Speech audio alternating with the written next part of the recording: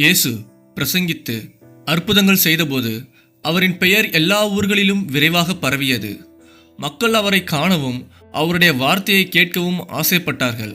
இந்த சமயத்தில் ஒரு நாள் அவர் கப்பர்நகூமுக்கு போனார்.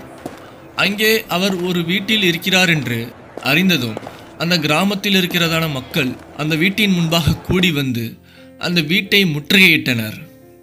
அந்த வீட்டின் வாசலுக்கு முன்பாக நிற்கவே இடம் போதாதபடிக்கு அநேகர் கூடி வந்தனர். இயேசு அவர்களுக்கு வசனத்தை போதிக்கத் தொடங்கினார். வசனத்தை கேளுங்கள், பரலோக ராஜ்யம் சமீபமாயிருக்கிறது.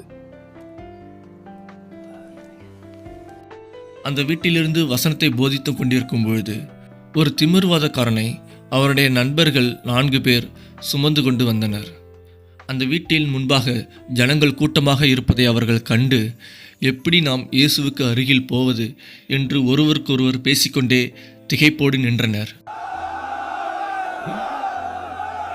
இவ்வளவு கூட்டம் இருக்கிறது, எப்படி உள்ள போவது? அப்பொழுது இயேசு இருந்த வீட்டின் மேற்கூரையை அவர்கள் பிரித்து திமிர்வாதக்காரனின் படுக்கையை இறக்கினார்கள். இயேசுவும் மக்களும் அதை கண்டு ஆச்சரியப்பட்டனர். இயேசு படுக்கையில் இருந்த அந்த திமிர்வாதக்காரனை பார்த்து, மகனே, உன் பாவங்கள் உனக்கு மன்னிக்கப்பட்டது என்றார். உடனே அங்கே இருந்த வேதபாரகரில் சிலர், இவன் இப்படி தேவதூஷணம் சொல்லுகிறதென்ன?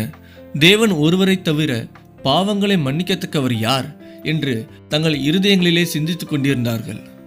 இயேசு அவர்கள் தங்களுக்குள்ளே இப்படி சிந்திக்கிறார்கள் என்று அறிந்து அவர்களை நோக்கி, நீங்கள் உங்கள் இருதயங்களில் இப்படி சிந்திக்கிறது என்ன? உன் பாவங்கள் மன்னிக்கப்பட்டது என்று சொல்வதா, எழுந்து நட என்று சொல்வதா?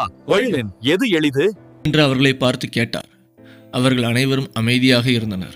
இயேசு மறுபடியும் அவர்களை பார்த்து, பூமியிலே பாவங்களை மன்னிக்க மனுஷகுமாரனுக்கு அதிகாரம் உண்டு என்பதை அறியுங்கள்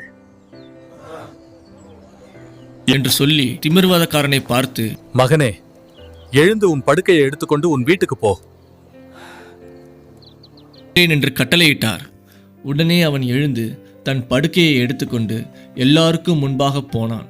அப்பொழுது எல்லாரும் ஆச்சரியப்பட்டு, நாம் இப்படி ஒருபொழுதும் கண்டதில்லையே என்று சொல்லி தேவனை மகிமைப்படுத்தினார்கள். அந்நாளில் கப்பர்நகூமில் நடந்த இந்த அதிசயம் எல்லாரையும் வியப்பில் ஆழ்த்தியது.